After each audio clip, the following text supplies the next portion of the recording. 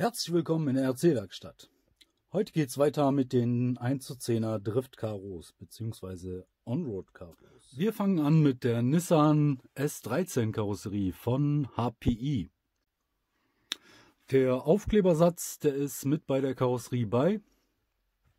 Bis auf den Schriftzug, den habe ich vom anderen Aufklebersatz übernommen. Der hat durch die Farbe schon gut gepasst zu dem Grün. Das ist das Neongrün von Tamiya. Spiegel, Scheibenwischer, die gehören nicht mit bei. Die Flaps habe ich auch selber ausgearbeitet. Ja, ich hatte hier auf den anderen Chassis, hat das gut gepasst mit dem Diffuser, deswegen habe ich den hier so eine Öffnung verpasst. Auspuff hatte der auch, das war allerdings mit auf den Chassis drauf, deswegen fehlt die hier jetzt. Spoilerhalter habe ich noch konstruiert, also der Spoiler, der ist original mit drauf, das untere Stück bis hierhin, der ist mit drauf, original. Und das Stück, das habe ich selber konstruiert. Hier ist ein Winkel eingearbeitet, ein Aluwinkel. Der geht so und hier hoch und da dran ist dann nochmal die Konstruktion von mir dran. Und ja, das ergibt dann halt dieses Bild. So ein bisschen auf Race getrimmt, das Ganze. Leicht übertrieben. Ja, hier hinten die Verblendung hier von der Scheibe. Die habe ich auch noch selber aus einem Stück Lexan zurechtgebogen. Was habe ich hier noch gemacht? Die Scheibenöffnung hier, das ist so typisch im Rennsport. Hier habe ich einfach eine Öffnung reingeschnitten. Habe hier zwei Lexanstreifen hintereinander gelegt. So gesehen eine Schiene gemacht. Und ja, hier fehlt noch so ein Griff, wo man den dann auch zumachen kann. Also den kann man auch auf und zu machen. Bisschen so die Race-Optik gemacht. Das Ganze steht hier auf einem Dummy-Chassis. Ja, dann haben wir noch die Lichtanlage. So sieht man die Lichter ein bisschen besser. Das sind zwei Plexiglasstreifen, die mit jeweils einer LED angeleuchtet werden. Und dadurch entsteht halt diese Optik. Vorne habe ich ganz normale LEDs verbaut. Und ja, so habe ich halt ein bisschen Licht, ein bisschen die Optik und das reicht eigentlich auch schon. Ja, Käfig besteht aus Luftballonstäbchen. So ein bisschen angedeutet, als ob da ein Käfig drin wäre. Der Schriftzug ist aus Magdeburg. An dieser Stelle schöne Grüße an Steven. Das war mal ein Treffen im Jahre 2016 in Magdeburg und da war die Karo mit bei. Deswegen als Erinnerung ist der Schriftzug immer noch drauf. Ja, das war es auch zum Thema S13. So, als nächstes haben wir die Toyota GT86 Karo von Yokomo. Ja, hier sind mir ein paar unglückliche Sachen passiert. Zum Beispiel die Farbe. Also die Farbe war nicht so gedacht. Ich wollte die als erstes in Grau lackieren. Ich habe das Metal Gun von Tamiya genommen. Ja, das war allerdings ein bisschen zu dunkel, fand ich. Und dann habe ich hier was Neues ausprobiert. Ich habe die hier mit einem Autolack lackiert. Das gibt es in Baumärkten. Das ist so eine Plasti-Dip-Farbe. Allerdings ist das hier auf der Karo nicht mehr zu entfernen. Also das Plasti-Dip, das funktioniert vielleicht auf ein Auto. Aber auf ein Lexan Karo funktioniert das Ganze nicht. Die Farbe, die hält so bombastisch da drauf. Ja, die kriegt man nicht mehr runter. Nachteil ist halt, man sieht wirklich jeden Fleck da drauf und säubern kann man die auch nicht mehr wirklich. Allerdings hat die jetzt so ein, ja, so ein Racing-Touch, ne? Das sieht halt aus wie kurz nach dem Rennen.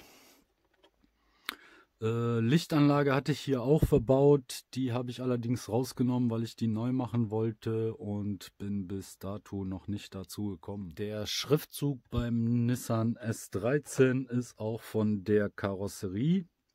Und da habe ich dem Schriftzug, der auf der Seite, oben auf dem Dach und hinten ist, von der Karosserie übernommen, weil das halt farblich gut gepasst hat und ja, so habe ich die noch verwendet. Hier habe ich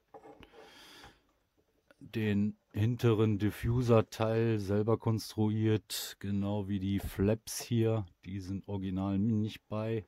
Genau wie die Auspuffanlage, die ist original auch nicht bei. Der Spoiler, der ist so original mit bei der Karo. Die habe ich natürlich auch lackiert. Das Grau, das ist eine Folie, die ist nachher nur drauf geklebt. Ja, vorne noch die Flaps hier. Der hatte noch seitlich hier noch welche dran. Die haben allerdings nicht lange gehalten. Bei Bandenkontakt ja, sind die abgeflogen.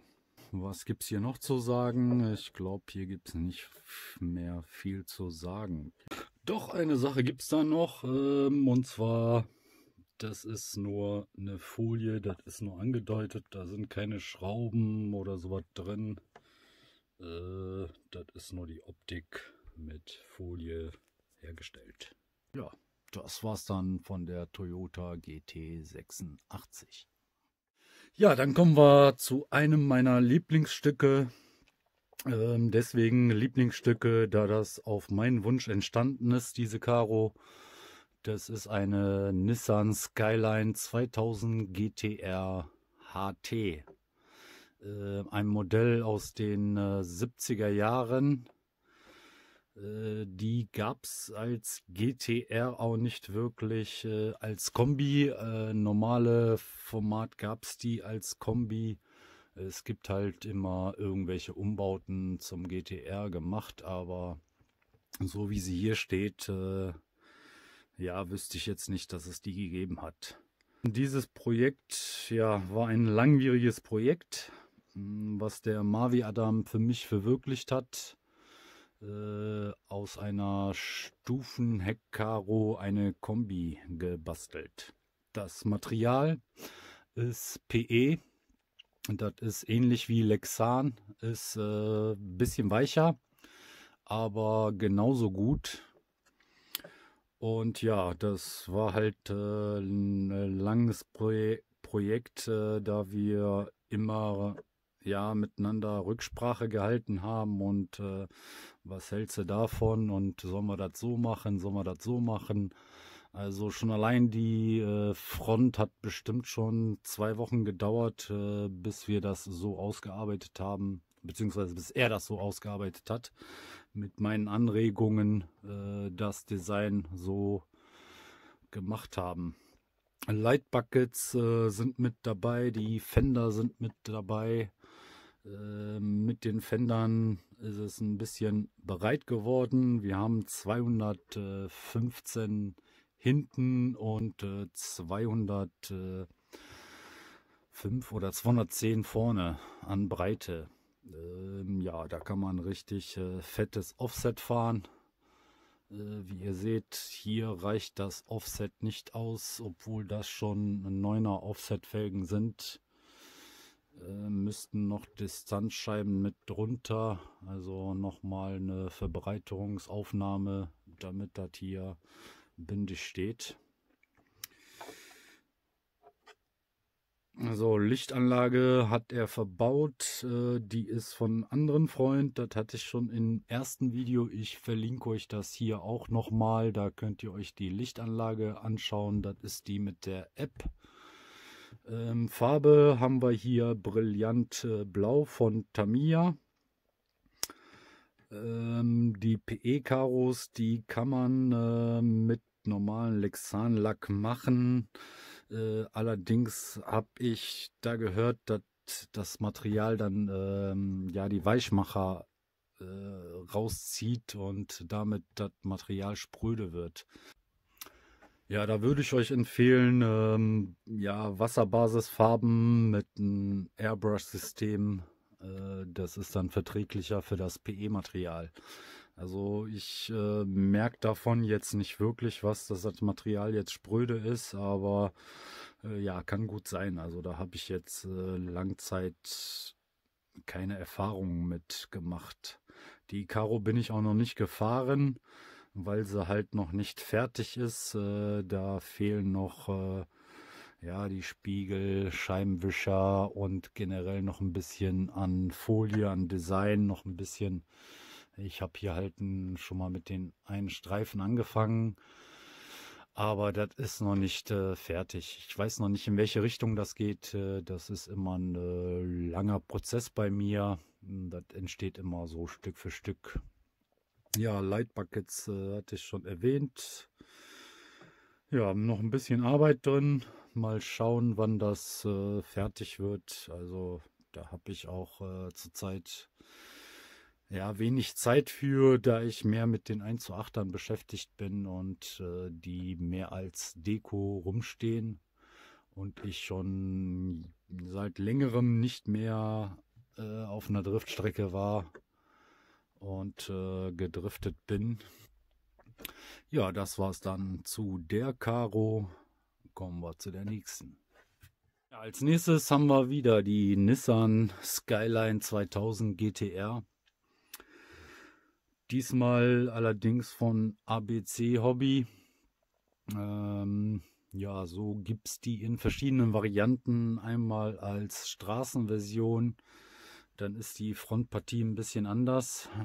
Für diese Racing-Partie muss man die ganze Front hier aufschneiden und den vorderen Bereich wie die Frontlippe anbringen. Ich habe sie hier geschraubt, genauso wie die Fender. Die sind bei der Straßenversion auch nicht dabei. Spiegel sind allerdings nicht dabei gewesen. Die habe ich zusätzlich dazu geholt. Und ja, der Spoiler, der war auf jeden Fall auch nicht mit dabei. Original hat der hier einen kleinen Spoiler. Ich habe hier wieder ein bisschen übertrieben, habe den hier so eine Halterung verpasst. Das ist aus Alu ausgeschnitten und ja, hier unten angebracht. Lichtanlage ist eine ganz einfache. Ich habe hier auch eine Tacho-Beleuchtung. Sieht man das so ein bisschen? Ja, man sieht es da. Tacho, also Armaturenbrett mit eingebaut und eine Beleuchtung fürs Tacho noch mit reingemacht. Die bin ich auch nur einmal kurz gefahren und ja, dann hat es eigentlich nur noch als Deko-Zwecke gedient. Thema Styling, ja, das meinte ich vorhin bei dem anderen. Also das ist wirklich lange Stück für Stück entstanden. Ich habe hier verschiedene Muster ausprobiert und bin letztendlich dann bei diesem gelandet. Ja, das ist halt alles Folie und diverse Male angebracht und angeschaut und dann hat es mir doch nicht gefallen, wieder entfernt, wieder anders und letztendlich bin ich dann bei diesem Styling hier angekommen. Farbe ist hier Dark Metallic Blue von Tamiya, eine wirklich sehr schöne Farbe, wobei mir der in Beige besser gefallen hatte. Also ich hatte den nochmal in Beige lackiert, weil ich das Blau nicht gefunden hatte und habe den ähnlichen Style verpasst. Leider habe ich die Karo nicht mehr. Ich habe sie verkauft damals und bereue es bis heute, dass ich die verkauft habe. Ich blende euch mal ein paar Bilder ein, die ich noch habe. Und ja, einer der Karos, die ich bereue, dass ich sie verkauft habe. Ja, wenn man sie beide vergleicht, finde ich, dass in diesen Das war dieses Perlmutt-Weiß, das mit dem Rot kombiniert, fand ich irgendwo doch schon geiler. Aber nichtsdestotrotz ist das in dem Design auch ganz schön geworden, finde ich. Ja, Spoiler hat ein bisschen Arbeit gemacht. Vor allen Dingen das Anbringen. Hier mit so kleinen Haken und den Spoiler dann auch mit da drauf. Hier sind so kleine Halterungen eingeklebt in den Spoiler, da der eigentlich gar nicht für sowas vorgesehen ist. Der ist eigentlich hier mit so 2 Löchern, wo man den durchschraubt und festmacht. Ja, das war ein bisschen Arbeit. Also das macht mir immer noch sehr viel Spaß an den 1:10ern, bloß dieses Filigrane.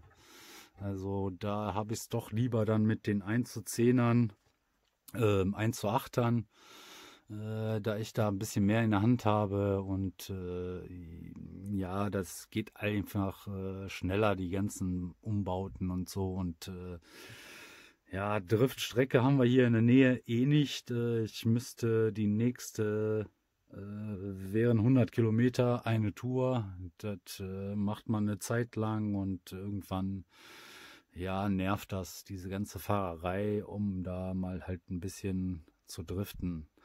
Und auf der Straße, ich hatte da auch schon Plätzchen für, aber ja, das macht halt mehr Spaß, wenn man unter mehreren Leuten sind. Alleine ja, fehlt da der Spaßfaktor. Die Lichter habe ich bewusst dieses warm-weiß gewählt. Ich wollte das halt in diesen, ja, in dem Baujahr halten, da nicht so helle Leuchten da reinmachen, damit das so ein bisschen baujahrgemäß ist. Blinker sind nur angedeutet, die sind nicht wirklich aktiv. Ich habe mir gedacht, das reicht hier. Ich habe hier noch so Kappen, wie sie im Rennen verwendet werden, wo sie ganz zu sind. Die kann man noch einsetzen oder wie jetzt hier rauslassen. Und ja, das macht dann auch nochmal ein bisschen die Optik als Unterschied. Ja, und im Großen und Ganzen bin ich eigentlich mit dem Design und dem Auto recht zufrieden. Zufriedenheit ist halt bei mir immer so eine Sache. Manchmal klingt das so, beziehungsweise kommt das so rüber, als ob mir da gar nichts gefällt. Aber ich finde immer, ja, man versucht immer 100% zu geben, aber die 100% erreicht man eigentlich nie. Man sieht nachher, also ich zumindest sehe nachher immer irgendwo kleine Fehler, die man hätte besser machen können. Und bin deswegen eigentlich nie mit dem zufrieden, was ich so mache. Es ist gut, aber ich denke mir, es gibt immer irgendwo einen, der das besser macht. Und von daher ist das mein Ansporn, da halt immer ja, die 100% aus einer Sache rauszuholen. Und deswegen halt diese, ja, in Anführungsstrichen, Unzufriedenheit. Ja, damit sind wir am Ende dieses Videos angekommen. Ich hoffe, es hat euch gefallen und ihr lasst mir ein Like da. Abonnieren nicht vergessen, falls ihr nicht abonniert habt. Teilen wäre ganz schön, damit sich das ein bisschen verbreitet. Und ja, ich hoffe, wir sehen uns dann mit dem nächsten Video dann wieder in der RC-Werkstatt.